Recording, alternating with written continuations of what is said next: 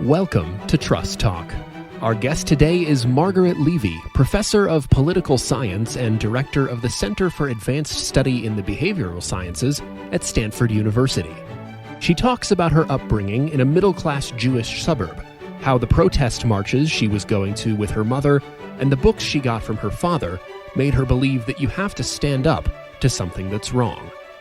Her publications concentrate on trust in government, the ways in which citizens and governments interact, about institutions providing a setting in which we feel protected. She talks about the social contract between citizens and their institutional leaders and the role of accountability.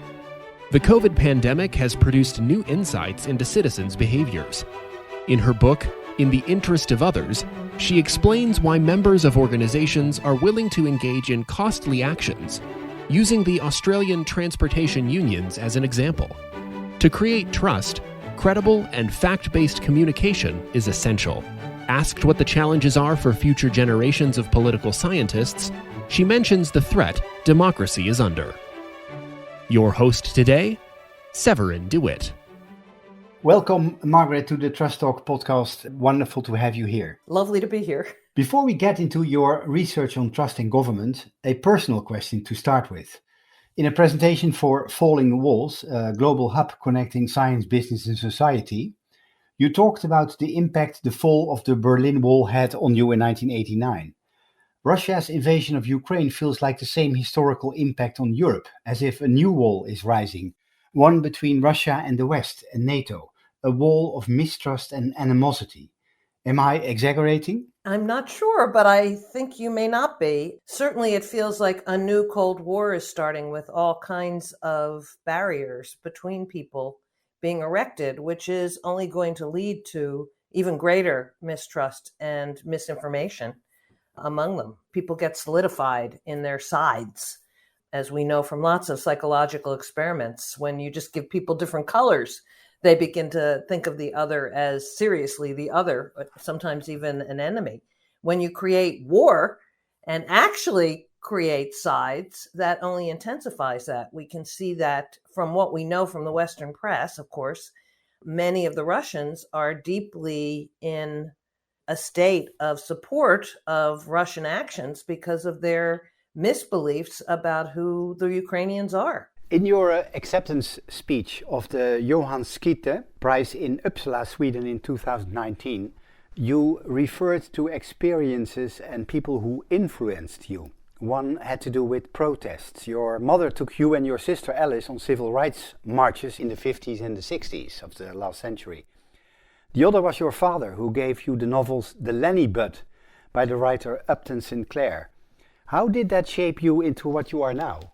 Well, both were instances of being made alert to worlds outside the white middle-class Jewish suburb in which I was being raised. And even though we went to public schools, this was the early days of integration, and it wasn't until junior high school that I really was in a diverse community. So what going on protest marches with my mother involved was really the recognition that terrible things were happening to people that were not their fault, that were the effect of government policies or the actions of others, and they had to be protested. We could not let this stand. We could not let this happen. And that became a very deeply held value that I still hold today. In the case of my father giving me books by a muckraker, a socialist muckraker, Upton Sinclair, telling the history of the US and of Europe, and the rise of Nazism and the kinds of different ways in which people responded to that was again a reinforcement that you have to stand up to something that is wrong and that you have to have a complex and nuanced understanding of the world in order to figure out where the right leverage points are to actually make change. You spent a great deal of your work researching trust in government, investigating the conditions under which people come to believe their governments are legitimate and the consequences of those beliefs for compliance. What was or is your main drive to focus on this subject? A lot of my work really has to do with the ways in which citizens and governments interact with each other. From your earlier question, you can see where some of that motivation came from, and the conditions under which citizens and later members of organizations will comply with their leadership's demands and when they will not, when they think they're legitimate and when they think they're not. And so, in order to understand compliance or consent, it seemed to me, as I began to study the problem, that trust was a crucial piece of that story. Trust and trustworthiness. How trustworthy were the organizations and the leadership who were making the demands? And how much confidence did the citizens have that they were getting what they felt they should, and in a way that they felt was appropriate and giving them respect and relatively fair? So that really was what drove it, was this underlying deep question about the conditions under which people will cooperate or refuse cooperation with authorities.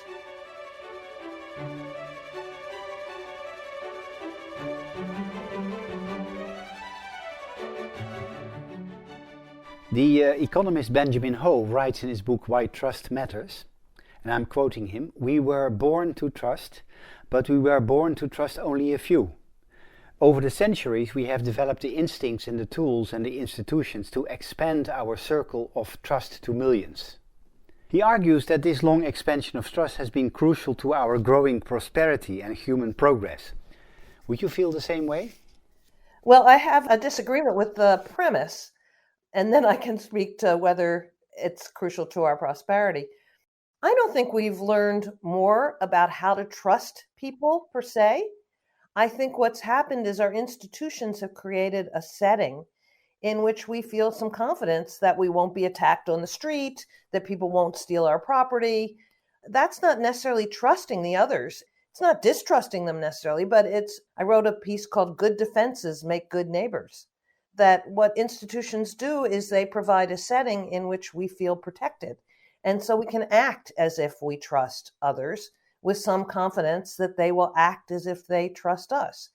And that process does promote prosperity. It allows people to trade across immense barriers, to engage in all kinds of behaviors with some confidence that we can travel, we can put ourselves, in a sense, in places that would have been at risk centuries ago, but are not at risk now, because we feel some confidence about the protections that are around us, whether it be the police or the CDC or health authorities generally, or whatever it is that gives us some sense of security. It has been a little while since your article A State of Trust appeared in the book Trusting Governance. And you wrote about institutional trustworthiness, as you just mentioned, and that's not actually the institution or the government that's being trusted or is acting in a trustworthy manner, but rather when citizens and clients say they trust an institution, they are declaring a belief that on average agents will prove to be trustworthy.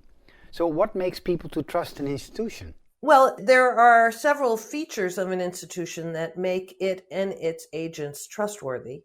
One is that in most cases, there is some kind of social contract or set of expectations that exist between the citizens, clients, members, and the organization, institution, leadership, that for their compliance, sometimes that involves taxes, sometimes that involves military service, sometimes it just involves obedience to the law. In exchange for compliance, that certain services and certain protections will be provided by the authorities, by government or whoever. That's condition one, that the contract, implicit contract, will be upheld. Condition two is that it will be upheld relatively fairly according to the norms of the day. If I go into an office and you go into the same office, I won't be treated differently because I'm a woman than you would be treated as a man. And if we are treated differently on the basis of some ascriptive characteristic that has nothing to do with the qualities that are in principle involved, then that will make the one of us, and sometimes both of us, less confident in the institution or its agents. The third piece is that the institutional arrangements are structured so that people are held accountable. The agents are held accountable to play according to the rules of the game that have been established in terms of fairness and delivery, but also that citizens who free ride, who don't comply, will be caught and punished, so that I don't feel like someone's taking advantage of me as a result of they're not playing by the rules, they're not paying taxes, they're not going into military service, they're not obeying the rules of the road, and I am. Right. In an interview published in Business Insider, you say, the most important thing is stepping up to the plate and showing that the government can and will act to help people, and that it can and will deliver. I guess the most delicate part is the delivery. Do governments deliver what they promise? That seems to go wrong many times. It does go wrong many times, and it goes wrong for very different kinds of reasons, as we're seeing today in the United States and other countries which are highly polarized around the COVID epidemic. Sometimes it goes wrong because government really doesn't deliver. It's corrupt, or it breaks its promises, or it runs out of money, or becomes very authoritarian in a democracy. It's discriminatory. All of those things can make delivery by government non-existent or lower than it should be. But it also can fail because of citizen misperceptions or misunderstandings of what government is doing. So communication plays a bigger role than I had possibly thought before here. And COVID has been an awful thing to happen to all of us, but a miraculous gift to social scientists because of all the data it has provided about compliance and consent and when people will obey the rules and what government does. So we're learning even more about the conditions under which government and its agents prove itself to be trustworthy and when they don't. And one of the things we've learned that is really important is that different groups need different messages. They need to be told things about why they should have confidence in a policy or practice in ways that suit their cultures, their predispositions.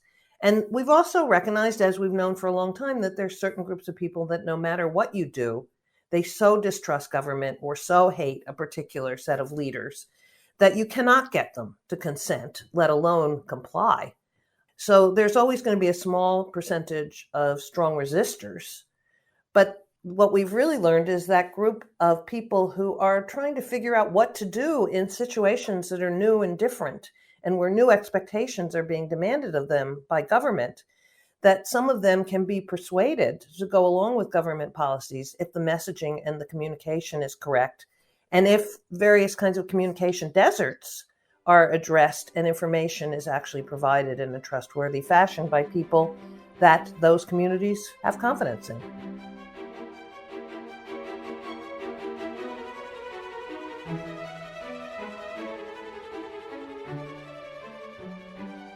You just mentioned the COVID pandemic.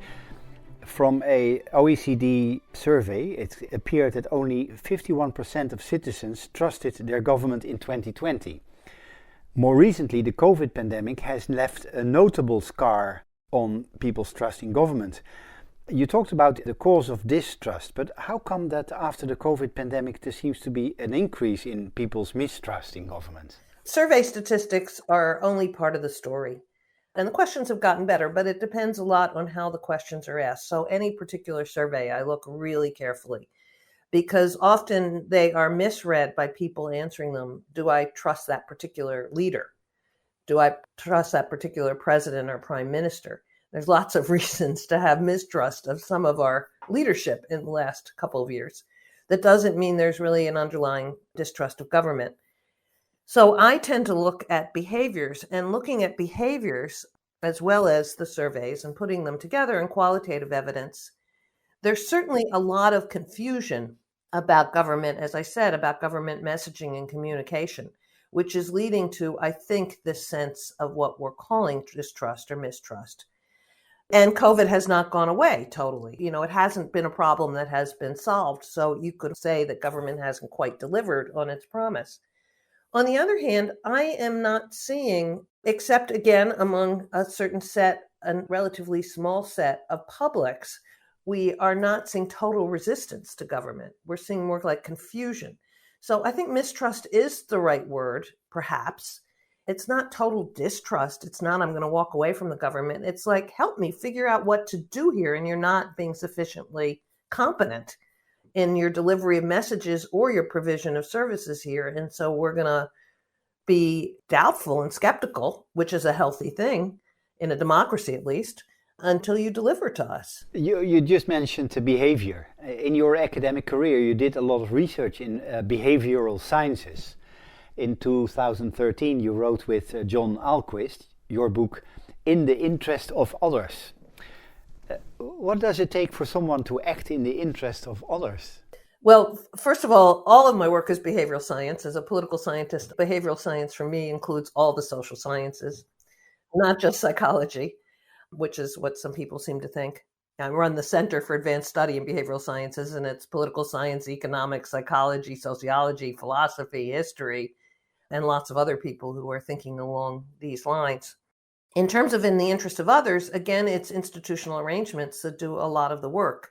In that particular book, In the Interest of Others, John Ahlquist and I looked at a set of unions, which are mini governments, if you will. They're all democracies. They're in the US and Australia. They're in the transportation sector, the ones we studied.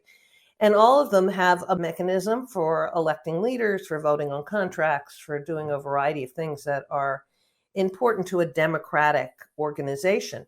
But then they organize themselves quite differently. Some are basically what are called business unions. You pay the leadership and you're not really engaged politically in any way with the organization. You vote occasionally, but nothing more is expected of you. The leadership delivers, tells you if you have to strike or whatever, you pay your dues, and they get you better contracts in principle. In the kind of unions that evoke, and in the kind of governance arrangements generally that evoke the interest of others, and I should tell you what the interest of others means here. The interest of others means a willingness to engage in costly actions. In the case of unions, it could lose you your job, some pay, could put you in jail, certainly takes time off from work. Engage in costly actions that are in the interest of often distant others, people you will not possibly ever meet. You don't know them now, and who you are not expecting reciprocal action from. You are doing this because you think that something is really wrong here, and you have to stand up and act, the theme that we began with in talking about what I learned from my parents. So what evokes that? So we have the same kind of people in these unions, but we have very different governance arrangements. And unions are organizations that people join because they're interested in economic goals. They're economistic organizations. They're about your self-interest, your narrow self-interest, your wages, hours, working conditions, right? And yet some of these unions are able to evoke from people this willingness to act in the interest of others. And those arrangements really are just more democratic, and more democratic in several ways. They're more participatory. They vote on more things. The membership is involved in a much wider way. There's a different kind of socialization process, which teaches people about the world and about others who are suffering. Often an emphasis, at least in these unions at this time, on class and a cross-class coalition. So other peasants, other working class people who are suffering deserve help because you could be in that situation and you don't know who could help you. But equally important, and this comes back to our discussion of COVID, it requires conversation, debate, and challenge about the facts in the world. So that, for example, one of the cases that we looked at was Australian longshore workers, dock workers, wharfies as they're called in Australia, having their break, their stop work meeting during lunch. And the leadership came to them and said, see those ships over there? They're going to Indonesia. They're Dutch ships. And they are taking armaments to fight the Indonesian peasants who are fighting for independence of Indonesia and their own independence. And the members, who weren't particularly aware of what was going on in the world, then began to have a big debate. What do you know about this? How do you know about this? Is this true? If it's true, we're going to act, but let's make sure it's true. They got information, they questioned each other, they challenged each other until they were ready to act, until they more or less agreed on the facts of the case. And they voted. I mean, this was not an independent action. They had to agree to engage in this action.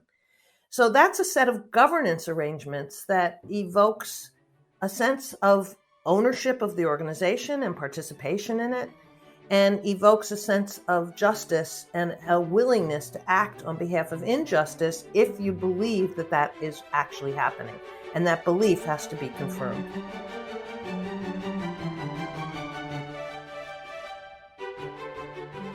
Well, if you talk about belief in facts, we're living in hard and challenging times, right? Because the first victim of any conflict, like we see now in Ukraine, is the truth. So what does that tell you about the belief in truth, in facts? Well, this is one of the harder problems that has gotten worse, possibly, with social media and the ways in which we create private channels of information, or much more limited channels of information. They're no longer authoritative voices giving us the news as there were in the United States and other places in the 1950s and 60s. But if you think back through history, there's always been a big information problem with people believing their own facts and their own worldviews. The introduction of the printing press helped both to alleviate that problem and to create that problem, because then you could create an information base for publics. And we've just had different versions of that all along through history. Part of the crucial issue about creating trustworthy institutions now is really confronting how communication is made and how you create communications that are in fact credible. But they can be credible and wrong. And that's really the hard problem right now, because we have people in the United States who, like the QAnon people, who are convinced of their truth, or some of the Russians who are convinced of their truth. We can disagree over some bits of fact, for sure. I mean, there's always gray area. But this is really a truth that isn't a truth. So how do we combat that?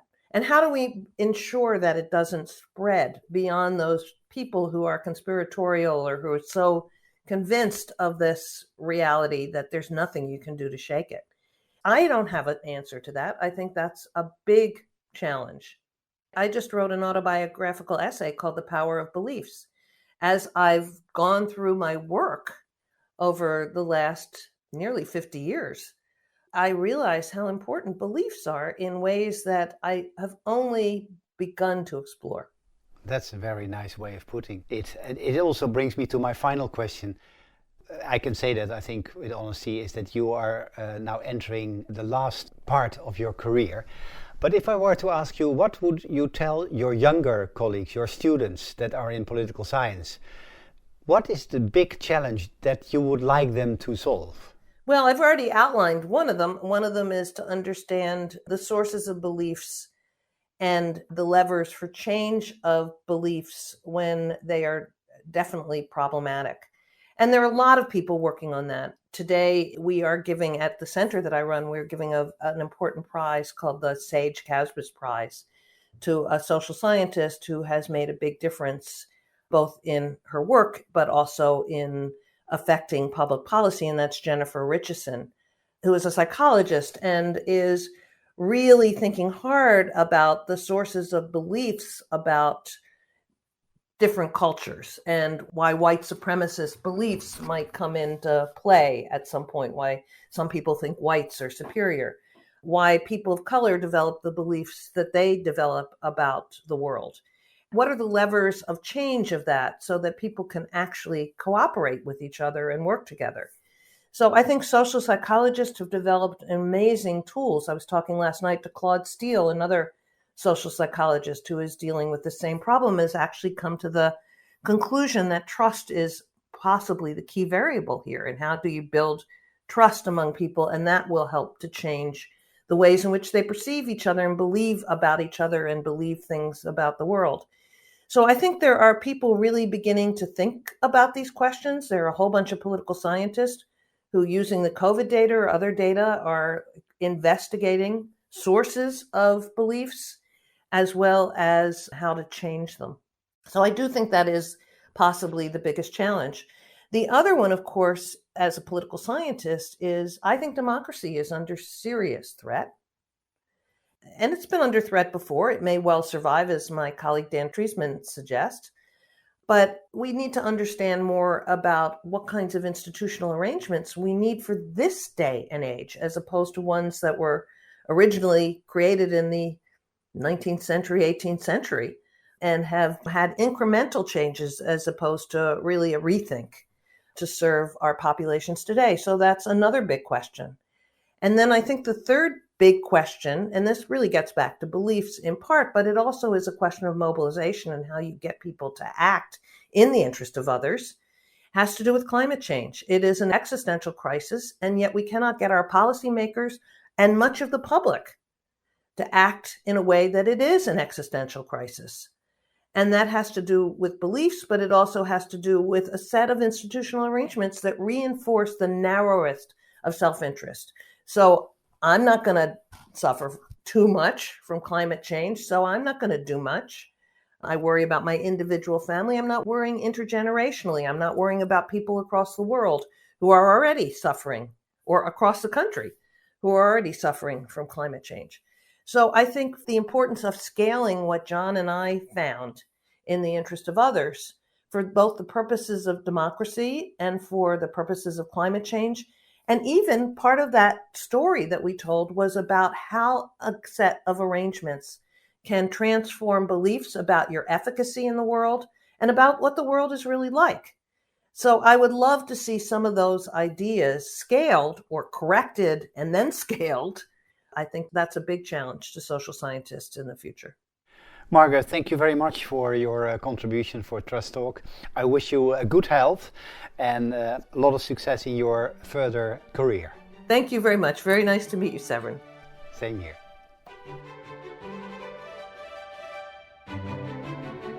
We hope you enjoyed this episode of Trust Talk. We would be very grateful if you would leave us a review on Apple Podcasts or on Stitcher.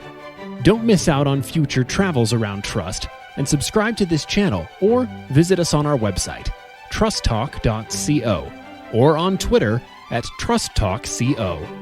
We look forward to seeing you again.